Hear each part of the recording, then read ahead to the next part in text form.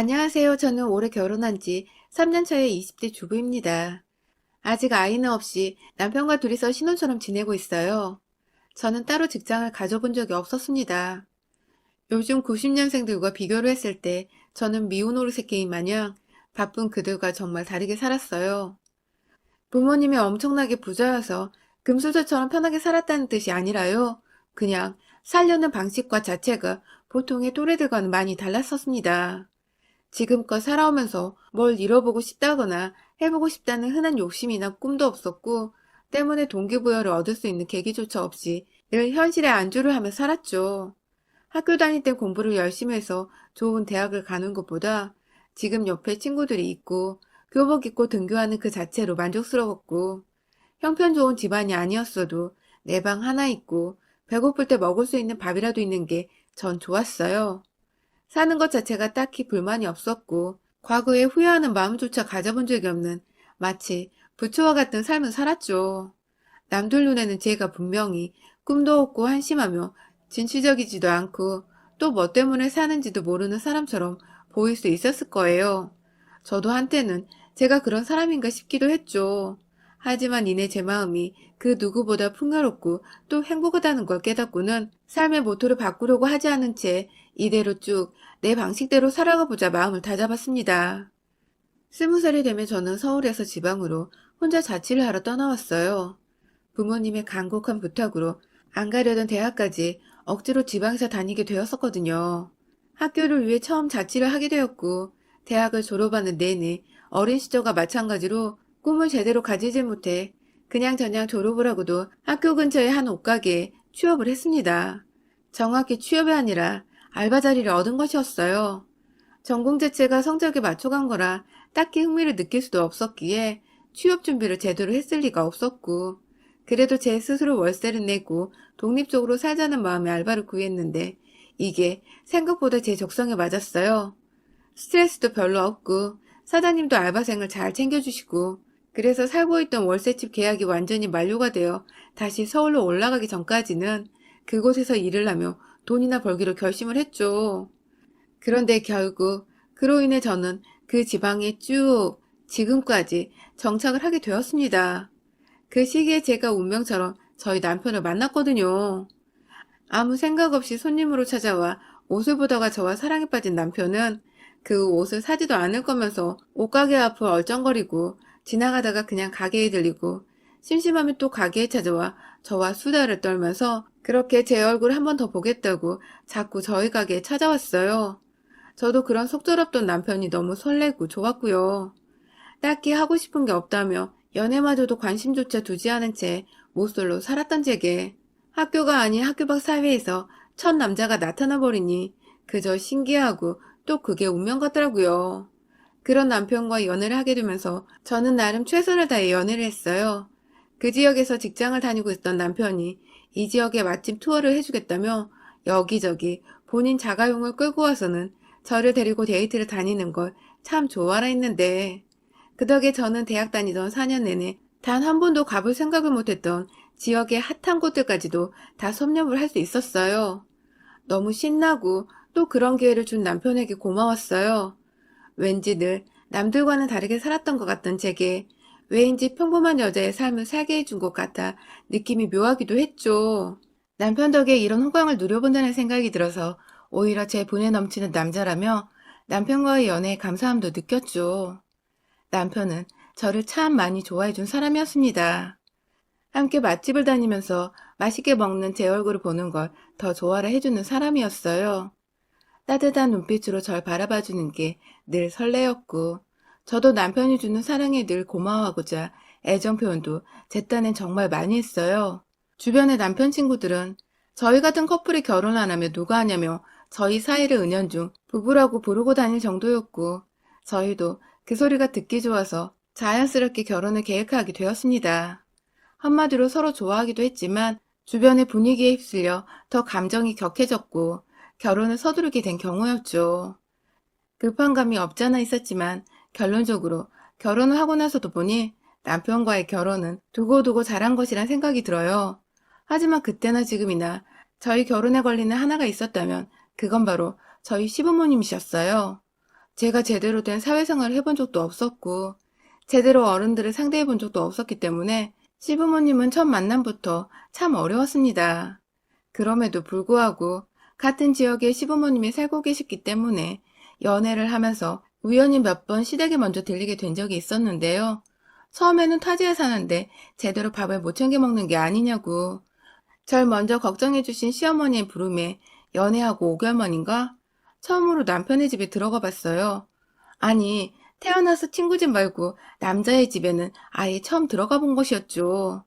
떨리는 마음도 컸고, 가서 뭘 어떻게 잘 보여야 하는지도 모르겠고, 그냥 있는 그대로의 나를 거짓없이 보여드리면 좋아하시지 않을까 했습니다. 하지만 그건 정말 철없고 어렸던 저의 큰 착각이었어요. 시부모님께서는 저에 대한 얘기를 남편한테서 미리 전해 들으셨던 것 같아요. 제가 지방대를 나와 졸업 후 옷가게에서 알바를 하고 있다는 것까지 말이죠. 시댁에 가보니 시아버지는 애초에 저에게 물으시는 질문 단 한 개도 없을 만큼 관심이 없으셨고요.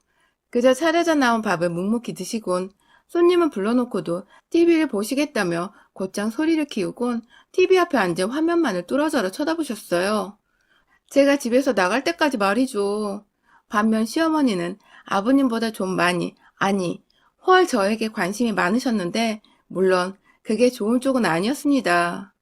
전공은 뭐였는지, 여기 도시에서의 생활은 어땠는지, 졸업 후 앞으로의 계획은 무엇인지, 정말로 미래의 며느리를 대하듯이 상견례 자리에서 필요할 만한 질문들을 망설임 없이 던져대셨어요.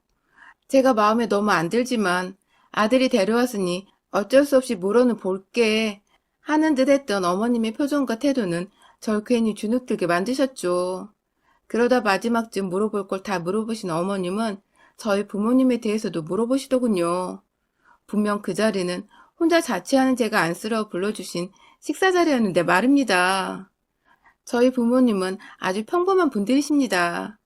아버지는 조그만 회사를 다니시던 분이셨고, 어머니는 간간히 돈이 필요하실 때면 동네 아주머니가 하시는 식당에서 야간 아르바이트를 도와드리며 용돈을 버시곤 했어요. 딱히 내세울 것이 있지는 않았지만, 그렇다고 저희 부모님을 제가 나서서 부끄러워한 적도 없었습니다. 그런데 이 말을 하자마자 시어머니 표정은 거짓말처럼 급 변하셨어요. 급기야 제가 바로 앞에 있었는데도 남편을 따로 안방으로 불러 데려가시더라고요. 마치 제 욕을 할 거니까 잠시 전 자리에서 좀 빠져달라는 식으로 말이죠. 그리고는 안방에서 몇 번의 소란이 있었습니다. 쟤는 안 된다는 어머님의 외침과 밖에서 다 듣겠다고 말리는 남편의 절규. 뭐 그 정도요. 저를 향해 지방대 나와서 취직도 못하고 알바를 하고 있는 애랑 교제를 한다는 아들을 어느 엄마가 안 말리겠냐며 연애까지 하던지 결혼을 할 거면 부모 얼굴을 안 보던지 알아서 하라는 식의 거친 말들이 연일 쏟아졌는데 제자리에 앉아서는 정말 쥐구멍으로 숨어버리고 싶더라고요. 전 아직 이 집에 있는데 제 욕이 제 귀로 다 들려오는 이 상황. 너무 어색하고 기분 나쁘고 그런데 티는 낼 수 없고 이 적막의 시간은 곧 끝이 났어요. 방에서 나온 남편은 저를 향해 미안하다며 이렇게 세워 나가려 했고 저도 그 과정에서 잠깐 어머님께 인사라도 드리려고 뒤로 돌아봤는데 아주 식겁을 했죠. 두 팔을 허리에 올리시고는 입으로는 뭔가 욕설을 걸쭉히 중얼거리시며 절 죽일 듯이 노려보고 계셨던 어머니. 그게 저와 시부모님의 첫 만남이었던 일이었습니다. 그날 자취방으로 돌아와 혼자 냉장고 안에 든 맥주 한 캔을 따는데 그 소리를 듣자마자 안도감이 들었는지 갑자기 눈물이 터져나왔어요. 남편은 밤새도록 제가 괜찮은지 확인을 하느라 몇 번이고 전화와 문자를 보냈지만 저는 하나도 답을 하지 않았죠. 이런 취급까지 받아가며 결혼을 하고 싶지가 않았으니까요. 하지만 정말 희한했습니다. 남편이 자꾸 미안하다고 매달리니 이 사람이 좋아서였는지 남편이 금세 또 보고 싶어졌고 그로부터 일주일 정도 후 시어머니가 저를 다시 초대를 한 것이었죠. 남편이 그간 얼마나 지랄을 했으면 아들한테서 완전히 넉다운 돼서는 저한테 사과할 기회를 달라며 또 집으로 초대를 하셨을까 싶어서 괜히 저도 궁금하더라고요. 뭐라 사과를 하실지. 다시 찾은 집에서 어머님과 아버님은 사뭇 달라 보이셨어요. 보다 제게 친절하셨고 기분이 나쁠 만한 말은 신경 써서 거르고 계시다는 게 눈에 다 보일 정도였죠. TV만 보던 아버님은 억지로라도 대화에 있어 보려 할 말도 없으신데 제 옆에 꼭 붙어 계셨고, 어머님은 뭔가 많이 불편해 보이셨지만 제 기분 맞춰주신다고 전처럼 무리한 모습은 보이지 않으셨어요. 그리고 그날 이후로 두 번의 만남을 집에서 더 가지며 저희 커플은 어떻게 하다 보니 결혼 승낙을 받게 되었고 결혼을 했습니다. 그 사이 저희 부모님이 지방으로 내려와서 상견례 자리도 가졌었는데 그때도 부모님께 한 차례의 결례도 없이 세상 예의 있고 선한 모습이셨고, 그 바람에 지난날 시부모님이 절 반대했었다고는 상상도 못한 저희 부모님은 이런 결혼 자리가 또 어디 있겠냐며 적극적으로 저희 두 사람의 결혼을 지지해 주셨죠. 저도 시부모님이 다 변하신 줄 알고 멋모르고 좋아라 했고요. 하지만 결혼 생활 3년 차인 지금 저는 그 모든 이유가 다 이해가 되었습니다. 그건 오로지 저를 괴롭히기 위한 저희 시어머님의 확고한 작전이었다는 것을요. 살아보니 남편은 꽤나 시부모님께 큰 소리를 잘 내는 사람이더군요. 아들이 남편 딱 하나뿐이었던 저희 시부모님은 그런 남편의 말을 껌뻑 죽거나 혹은 무조건 복종을 하는 식의 약간 평화로운 가정의 모습과는 대비가 되는 그림이었습니다. 그렇다고 남편이 폭력적이거나 마냥 거친 사람은 절대 아니었지만 왜인지 필요 이상으로 시부모님이 아들 앞에서 기죽어 사는 모습이었죠. 아마도 저와의 결혼을 반대한다고 제 앞에서 큰 소리를 내고 난 그날 후에도 남편이 저 없을 때 집에 가서 된통 한바탕 난리를 피웠겠구나 하고 예측이 충분히 가능하더라고요. 그 덕에 제가 남편과 결혼하긴 했지만 사실상 결혼한 후 남편이 늘 제 옆에 있지 않는다면 남편의 힘은 무용지물과 다름이 없었습니다. 결혼을 하며 저는 이 지방 도시에 완전히 정착을 하게 되었습니다. 취업할 능력이 없기도 했고 남편의 뜻에 따라 알바도 그만두고서 주부로만 지냈고요. 그런데 시어머니께서 남편이 출근하고 제가 집에 혼자 남아있으면 절 그렇게 시댁으로 직접 부르시더라고요. 처음엔 같이 밥만 먹자 하시더니 점점 요리를 가르쳐 주겠다, 혹은 같이 요리 좀 하자는 무언가 제 도움을 필요로 하는 이유로 절 불러내셨어요. 지난 3년 내내 저는 시댁에 이유 없이 불려가 어머님 옆에서 말동무가 되어드리며 집안의 반찬까지도 직접 담궈내야 했어요. 네, 완전히 가사도우미 격으로 시댁에 불려갔던 것이었습니다. 반찬만 만드는 거면 차라리 편했어요. 제가 혼자 부엌에서 요리 한 상 차려놓고 반찬만 만들어 놓고 나오면 되었으니. 하지만 명절에 명절 음식을 준비하거나 김장철이 되면 여기저기 어머님과 어머님 친구들까지 모두 한자리에 모여서 다 같이 요리 품앗이를 하는 바람에 일거리가 정말 상당했습니다. 다른 집들은 정성이 중요하다면서 남의 손을 타지 않던데 저희 어머님은 그닥 제사가 중한 집안도 아니었고 주변에 비슷한 친구분들이 많으셔서 그런지 사소한 명절 음식부터 김장까지도 다 친구분들과 함께 해결을 하셨어요. 그 바람에 저는 안 그래도 어려운 시댁에서 시어머니 친구분들까지 상대를 해야 했죠. 뭐라도 같이 요리를 하고 먹다가 떠들다 보면 좋게 하루 반나절이 훌쩍 넘게 함께 있어야 했고, 한두 번도 아니고 매번 3년을 꾸준히 어머님 부름에 나가서 집안일을 도맡아 하다 보니 이제는 시어머님 친구분들도 다 제 이름을 외우고 편히 불러주시는 정도가 되었죠. 그렇게 나가면 저는 정말 허리가 끊어져라 일을 했어요. 한 6명 정도 모이시는 어른들 사이에서 가위과자 와라, 양념 더 쳐라, 시다버리를 다 들어야 했고, 집에 오면 아직 20대인데 허리가 끊어지는 기분이 들 정도로 몸이 피곤했어요. 그래도 큰 미움 없이 이렇게 찾아주고 불러주시는 것만으로도 결혼 생활 중 다행이라 생각을 하며 찾아갔던 것인데, 얼마 전 그랬던 저의 마음을 몽땅 쓰레기통에 집어넣게 만든 일이 생겼습니다. 그날도 역시나 남편이 출근하고 혼자서 여유롭게 빨래를 돌리고 있는데 시어머니 전화가 걸려왔어요. 김장철인데 왜 먼저 도와드려야 하는지 안 물어보냐며 전화를 받자마자 화부터 내시더라고요. 저는 졸지에 사과부터 드려야 했고 바로 시어머니 부름을 받고 또 시댁에 달려갔어요. 가보니 예고도 없이 시댁 거실 한가운데에 시어머니 친구분들이 쭈르르 앉아 계셨습니다. 인사를 드렸으나 역시나 저는 본체만치 하며 본인들 수다 떠는 것에 정신 없으시더군요. 조용히 혼자서 어머님들 따라 장갑을 끼고서 자리에 앉았습니다. 그리고 어머니 눈치를 보며 비비고 계시던 양념에 도와드리겠다고 손을 쭉 넣었어요. 그런데 그 순간 절 본체만 채 하고 계셨던 어머님이 "어우 예!" 하면서 제 손등을 딱 때리시더라고요. 어설프게 손을 섞지 말라는 뜻이었죠. 그 바람에 전 사람들 틈에서 무한하게 손을 빼내 그 자리에서 얼음처럼 가만히 앉아 있었고, 시어머니는 그런 저를 보며 하시고는 다시 친구분들과 수다를 떨며 김장 양념을 버무리셨습니다. 어머님들이 나누시는 대화의 주제는 늘 한결같았어요. 자식 자랑 얘기, 아니면 결혼하고 나서 생긴 며느리 얘기였죠. 어머님 친구분들 자녀들 중에는 아들이 하나씩 꼭 있었고, 다들 나이대가 저희 신랑과 비슷해서 결혼을 했거나 결혼할 사람이 다 있었는데요. 그 바람에 저는 꼭 모르는 여자들의 스펙부터 시작해서 그 여자들이 시댁에서 시어머니께 하는 행동을 들어야 했습니다. 대체로 자기 자랑을 많이들 하시는 분들이시라 며느리 얘기도 대다수 칭찬으로 가득했어요. 좋은 대학 나와서 손주 머리가 좋을 것 같다며 며느리가 똑똑한 걸 자랑하는 분도 계셨고, 사돈 집안이 좋아서 애물애단을 가득 해왔다며 좋아 죽으려는 분도 계셨죠. 며느리가 변호사라서 바빠 얼굴 보기 힘들다고 보기 좋은 투정을 부리는 분도 계셨고, 아무튼 다들 저희 어머니가 들었을 때 배 아파 죽는 그런 말들을 던지며 하하호호 웃고 계셨어요. 문제는 제 옆에 계시던 시어머니가 그 소리를 들으며 아무 말도 못 하시더라고요. 평소 말도 많고 웃음도 많으신데 꼭 다른 집 며느리 자랑 얘기만 나오면 입이 꾹 다물어지시는 어머님의 태도는 전 늘 죽을 죄를 지은 죄인 마냥 그런 어머니 보기가 죄송해 고개를 숙이고 있어야 했어요. 함부로 말을 꺼낸다가는 어머님이 닥치고 가만히 있으라며 제게 화풀이를 하실 게 뻔했으니까요. 뭐라고 있어야 할까 싶어 잠시 두리번거리다 뒤에 소금물에 담겨져 있는 배추가 보였어요.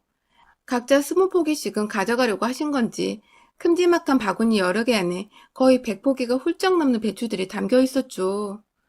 괜히 자리에서 안 보이는 게 낫겠다며 뒤로 빠져서는 물에 덜 담궈진 배추를 혼자서 이리저리 잘 섞고 있는데, 뒤에서 또다시 익숙한 시어머니의 고함 소리가 들렸어요. 그리고는 이내 제가 손을 담그는 그 소금물 안으로 뭔가 시뻘건 뭉텅이가 투척이 되었죠. 아무래도 시어머니가 저한테 김치 속을 던지시려다가 그게 바구니 안으로 투척이 된 듯 했습니다. 너무 놀래서 몸을 피하며 뒤를 돌아보니 시어머니는 도대체 어느 부분에서 화가 그토록 나신 건지 씩씩거리며 제게 가만히 있으랬는데 왜 자꾸 주변에서 얼쩡거려? 하며 2차 고함을 지르셨고, 졸지에 주변에 계셨던 어머니 친구분들까지 모두 하던 대화를 멈추고 일제히 저와 시어머니를 바라보셨어요. 한 사람이라도 며느리한테 너무한 거 아니냐고 쓴소리를 할 법도 한 상황인데 정말 아무도 시어머니께 뭐라 말하는 사람이 없더군요. 모두의 관심 속에서 철저히 관심거리이자 외톨이가 된 그 순간, 시어머니는 친구분들 사이에서 자신만 자랑할 며느리의 장점이 없다는 생각에 속에서 천불이 날 대로 나셨던 건지 좀 더 거친 숨소리를 몰아치시며 씩씩거리셨고, 급기야 빨간 김치 속에 다 묻어있는 장갑을 낀 채 저의 긴 머리를 잡아 끌어올리셨어요. 순간 끌려진 제 표정에 본인도 흠칫 당황한 듯 보였지만 이내 친구들 앞에서 더 망신살을 당하고 싶지 않았던지 제가 완전히 자리에서 일어서자 방 안으로 들어가 있으라는 손짓을 지으며 말하시더라고요. 공부도 못해 친정도 묵사발해 능력도 없고 넌 왜 사니? 하고 말입니다. 우리 아들이 너만 아니었으면 결혼하려던 여자들이 줄을 섰었는데 여우 같은 애 하나 때문에 수준 미달의 며느리가 집안에 들어왔다며 시어머니는 보란듯이 아들 자랑을 하며 며느리인 저를 까내리셨고, 결국 저도 참을 대로 참았단 생각에 그 소리를 듣고만 있을 수 없었습니다. 호구 잡혀서 이런 취급을 받는 것도 정도가 있지. 제 머리카락에는 김치 속이 묻어나고 여기저기 시어머니 때문에 어지럽혀진 것이 정말 냄새도 나고 다 짜증나고 미쳐버릴 것 같았어요. 그만 저도 야! 하면서 시어머니께 고함을 질러버리고 말았습니다. 참다 참다 순둥이 며느리였던 제가 터져버리고 만 것이었죠. 이게 보자보자 하니까? 하면서 인상을 팍 쓰고는 시어머니 앞으로 다가갔어요. 순간 제 태도에 겁먹은 시어머니가 뒷걸음질을 치렀다 말았죠. 그러다 시어머니는 이내 상대가 저라는 걸 되새기셨는지 다시금 제게 어디서 소리를 지르고 지랄이야? 하면서 친구들의 공감을 구하며 막 저를 향해 개념 없는 며느리라 욕을 하기 시작하셨어요. 그리고 친구분들은 모두 어머니 말씀에 동의를 하려고 또 여기저기 수근거리는 소리가 들리려 했는데 그 순간 제가 시어머니 뒤에 있던 바구니 안 소금물에 절여져 있던 그 배추 포기 하나를 끄집어 올렸습니다. 주르르 흐르는 소금물 소리가 아주 풍금을 울리던 그때 풀이 확 죽어있던 배추 포기를 그냥 확 시어머니 면상을 향해 던져버렸어요. 파리들을 분산시키려고 흔들어 제끼는 소의 꼬리마냥 배추는 출렁거리는 형태로 강단 있게 시어머니 얼굴을 후려쳤고 급기야 안에 스며들어 있던 소금물까지 주르르 흘러내리게 만든 바람에 시어머니는 배추와 소금물 폭탄에 쫄딱 졸여지고 말았습니다. 그리고 저는 시어머니뿐만 아니라 그 자리에서 시어머니의 갑질에 동조하고 방금만 하던 친구분들을 향해서도 배추 포기를 들어 투척을 하며 온 집안 구석구석을 소금에 절여진 배추와 소금물로 가득해지도록 난장판을 만들어버렸어요. 그리고는 다신 절 부르지 말라고 시어머니를 향해 삿대질을 하곤 남아있던 배추 절이던 바구니들과 김치 속 담그던 대야까지 다 엎어버리고는 그 자리를 빠져나왔어요.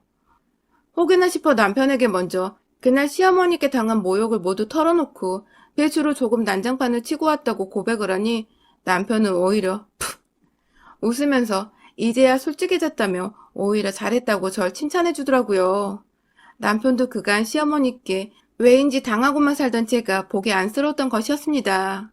결국 저는 그 난리를 쳐놓고도 오히려 남편의 응원을 받았고 동시에 시어머니의 코를 완전히 납작하게 만들어버리고 그간 당했던 시집살이를 완전히 일단락시켰답니다. 여러분의 생각은 댓글로 남겨주세요. 오늘도 시청해주셔서 감사합니다.